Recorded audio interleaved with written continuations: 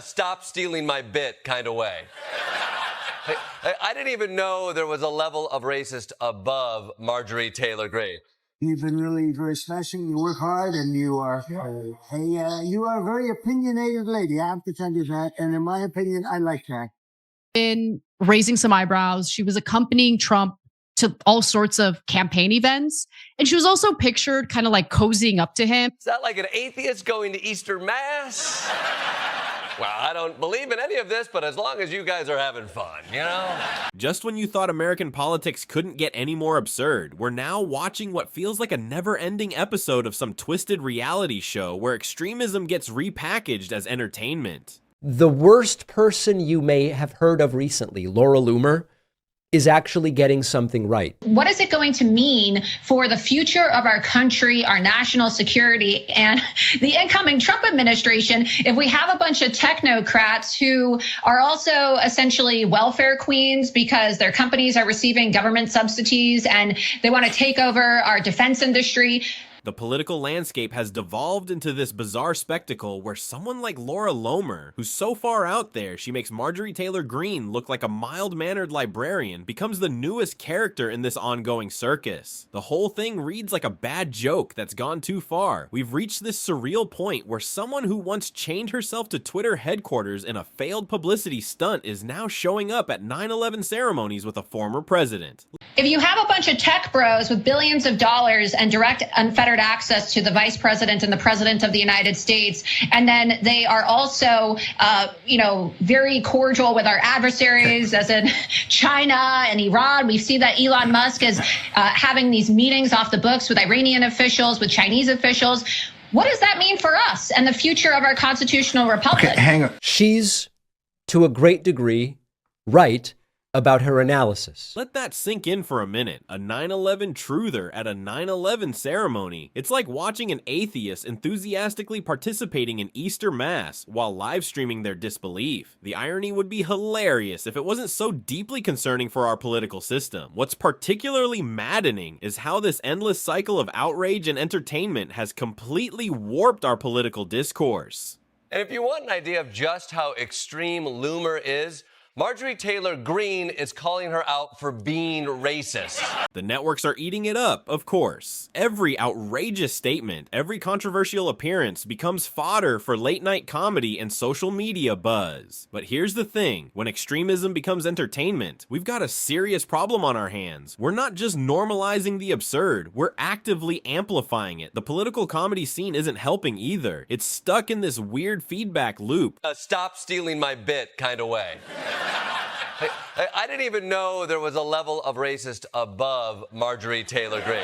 Where comedians are basically recycling the same tired jokes while actual political discourse suffocates under the weight of manufactured outrage. Yeah, we get it. The outrageous statements, the weird social media stunts, the increasingly extreme positions. But at what point do we stop treating this like it's all just content for the next viral clip? Trump brought to a 9/11 ceremony yesterday. A 9/11 truther at a 9/11 ceremony. The truly disturbing part is how this circus is affecting our political reality. When someone who promotes conspiracy theories gets elevated to the status of political celebrity, it says something pretty damning about the state of our democracy. Is that like an atheist going to Easter Mass? Well, I don't believe in any of this, but as long as you guys are having fun, you know? Watching in real time as the line between political activism and performance art completely disappears. Remember when political extremism was something we worried about? Now it's just another trending topic, complete with its own hashtags and merchandise. This woman, Laura Looney, is, she's traveling on the campaign plane. I've been on campaign planes. They don't just pluck any stranger off the street and put them on a campaign plane. Yes.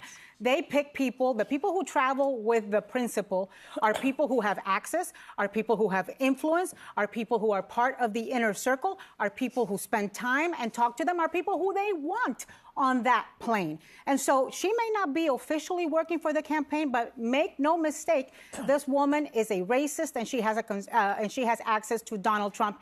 And the reason he's got racists around him And let's talk about how social media plays into all this. Every outrageous statement, every publicity stunt, every controversial appearance gets amplified through this endless echo chamber of likes, shares, and hot takes. The algorithms don't care about the truth, they care about engagement. So the more extreme the content, the more attention it gets, and the cycle just keeps feeding itself. The whole situation perfectly captures everything that's wrong with modern American politics. It's because Donald Trump is a racist. Right. Okay, if you are not a racist, you don't surround yourself with them. He was a racist when he discriminated against African Americans in the 70s in his buildings in New York.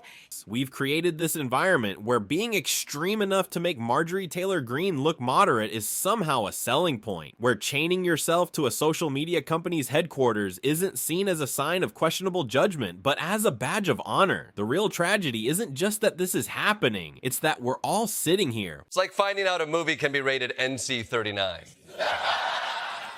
Meanwhile, watching it unfold like it's just another episode of some politically themed reality show. What's really being lost in all this spectacle is any sense of genuine political discourse or policy discussion. While we're all distracted by the latest outrageous statement or publicity stunt, real issues affecting millions of Americans go undiscussed and unaddressed. Healthcare, education, infrastructure. These crucial topics can't compete with the entertainment value of political extremism turned performance art. The most frustrating part, this isn't even about traditional left versus right anymore. It's about the complete transformation of American politics into a content machine that rewards the most outrageous, the most extreme, and the most theatrical performances, while serious policy discussions get pushed further and further into the margins. He was a racist when he took out a full-page ad against the Central Park Five, now Exonerated Five. He was a racist when he called Mexicans rapists and criminals. Remember when we thought politics couldn't get any stranger? Those were such innocent times. We've now entered a political twilight zone where Marjorie Taylor Greene, yes, the Jewish space lasers Greene, has somehow become the voice of relative reason in the Republican Party. It's like watching your drunk uncle at Thanksgiving telling everyone to take it easy on the eggnog. You've been really very smashing. You work hard, and you are you are a very opinionated lady. I have to tell you that, and in my opinion, I like that. The irony would be delicious if it wasn't so terrifying for democracy. The transformation of the Republican Party reads like a rejected plot from a satirical novel. Here's a party that once prided itself on fiscal responsibility and limited government, now diving headfirst into the deep end of conspiracy theories, without even checking if there's water in the pool. They've traded policy manuals for QAnon newsletters and sensible conservatism for theories about government spy drones disguised as birds. Sure why you asked that question, but Laura's a supporter. I don't control Laura. Laura has to say what she wants. She's a free spirit. The elephants haven't just left the room. They've been replaced by unicorns wearing tinfoil hats. What's particularly mind-bending is watching the internal dynamics play out. When MTG, the same person who turned Jewish space lasers into a political talking point, starts calling out someone else for being too extreme, you know we've crossed into uncharted territory. It's like discovering there's a movie rating beyond NC-17. You didn't think it was possible, but here we are. The political spectrum hasn't just shifted, it's been thrown into a blender with a handful of Alex Jones reruns and whatever fever dreams the newest crop of extremists had for breakfast. The rise of figures like Laura Loomer in Trump's inner circle perfectly captures this descent into political madness. Trump's embrace of her, complete with his classic "she's very special, very opinionated" stamp of approval, shows just how far the party has drifted from its moorings. Had been raising some eyebrows. She was accompanying Trump to all sorts of campaign events. And she was also pictured kind of like cozying up to him. When someone who chained herself to Twitter headquarters and promotes 9/11 conspiracy theories becomes a featured player in Republican politics, it's clear we're not just watching the party's transformation, we're watching its complete disintegration. The most fascinating and disturbing part is how quickly the extreme becomes mainstream within this new Republican ecosystem. It's like watching a game of ideological limbo where the question isn't how low can you go, but rather how bizarre can you get? Each new conspiracy theory, each more outlandish than the last, gets absorbed into the party's bloodstream with frightening efficiency. Remember when believing in lizard people controlling the government was considered fringe? Now it barely raises an eyebrow at Republican gatherings. You gotta get Trump, like the way they talk and their little DEI Shaniqua voices, and it's just very piercing, very irritating sound. They all have the same voice. This isn't just about political evolution. It's about the complete abandonment of reality-based governance. The party party that once debated the nuances of tax policy and foreign relations now hosts serious discussions about whether birds are real or government drones. It would be comedic if it wasn't so consequential. The transformation has been so complete that even basic facts have become negotiable, replaced by whatever alternative reality gets the most retweets or generates the most outrage. On the Republican side, Donald Trump has been flying around the country with far-right internet troll Laura Loomer. Fantastic woman, a true patriot, Laura Loomer. Laura, thank you. Thank you.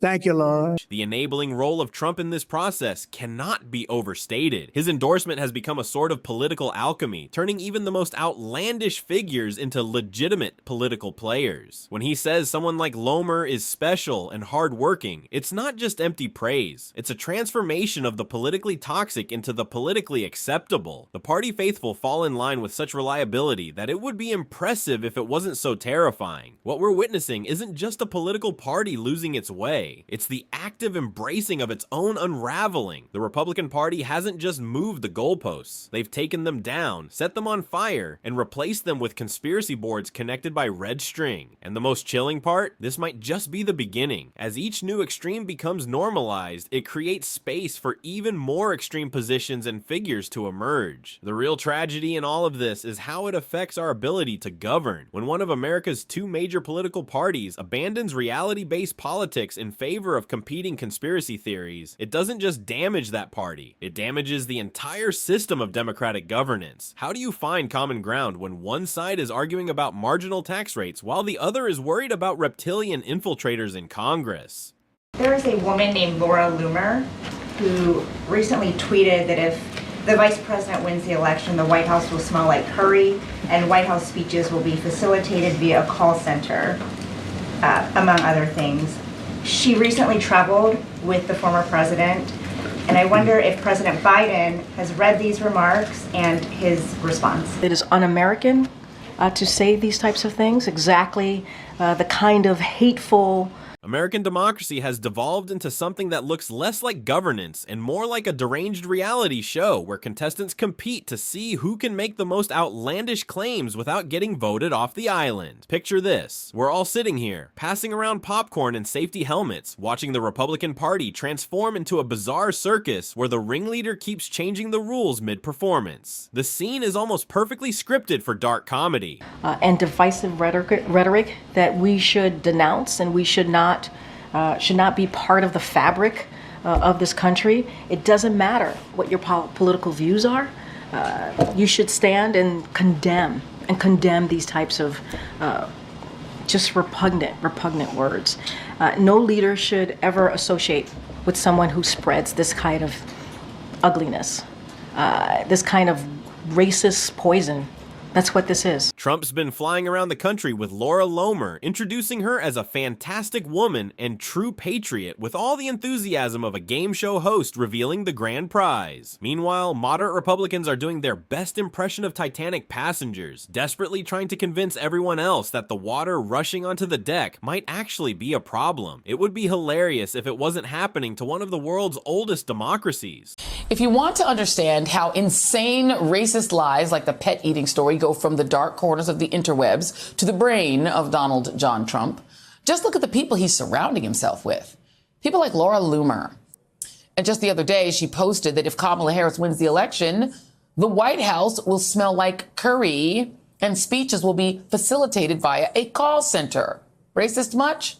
Remember Richard Hofstadter's warnings about the paranoid style in American politics? The poor man must be spinning in his grave fast enough to power a small city. He predicted a strain of political paranoia in American life. And yet, here is what Trump said about Loomer when asked about her proximity to the campaign. Laura's been a supporter of mine, just like a lot of people are supporters, and she's been a supporter of mine. She speaks very positively of the campaign. I'm not sure why you asked that question, but Laura is a supporter. I don't control Laura. Laura has to say what she wants. Your allies have free expressed spirit. concern. Well, I don't know. I mean, look, I can't tell Laura what to do. Laura's a supporter. I have a lot of supporters. But even he couldn't have imagined a scenario where the Republican Party would be seriously debating whether to hire Bigfoot as a campaign manager, presumably because his oversized feet make him uniquely qualified to fill the ever-expanding clown shoes of modern conservative politics. The transformation has been both swift and surreal. The red MAGA hats are gradually being replaced by tinfoil versions, while party meetings increasingly resemble alien expos where the main topic of discussion is whether birds are government drones. The moderate Republican base, those increasingly rare creatures who still remember when the party cared about things like fiscal responsibility and limited government, are watching their political home transform into something unrecognizable. It's like watching your childhood home being converted into a conspiracy theory theme park. What's particularly fascinating is the competitive aspect of it all. The GOP has turned political discourse into a twisted game of who can out-crazy whom, with Trump serving as both contestant and referee. Every time someone pushes the boundaries of rationality, another player feels compelled to leap even further into the abyss. It's like a political version of Limbo, where instead of asking how low can you go, they're asking how far from reality can you get. The damage to democratic institutions can't be understated. When Trump parades around with far-right internet trolls, treating them like respected political figures, he's not just entertaining his base, he's actively degrading the foundations of democratic discourse. Democracy is starting to look like a piñata at a particularly aggressive children's party, being beaten beyond recognition while everyone stands around arguing about whether the candy inside is real or a deep state plot. The most disturbing part isn't even the spectacle itself, it's how it's affecting our ability to maintain a functioning democracy. When conspiracy theories become campaign platforms and extremist views become party orthodoxy, we're not just watching a political party lose its way, we're watching the systematic dismantling of democratic norms. The spread of extreme views and baseless claims about stolen elections has created a situation where reality itself has become negotiable. Perhaps the most telling sign of how far we've fallen is that we're now at a point where distributing voter registration forms with popcorn doesn't seem like such a bad idea. After all, if politics has become entertainment, maybe we should embrace it. Hand out safety helmets with campaign buttons, conspiracy theory bingo cards with ballot papers. Make America bonkers again isn't just a clever quip anymore. It's starting to look like an actual campaign strategy. We can keep laughing to keep from crying, as the saying goes, but at some point we need to reckon with what this means for the future of American democracy. When one of the major political parties decides that reality is optional and extremism is a virtue, we're not just watching a political transformation, we're witnessing the potential unraveling of the democratic experiment itself. The question isn't just what's next, but rather, will there be anything left of democratic institutions when this show finally ends?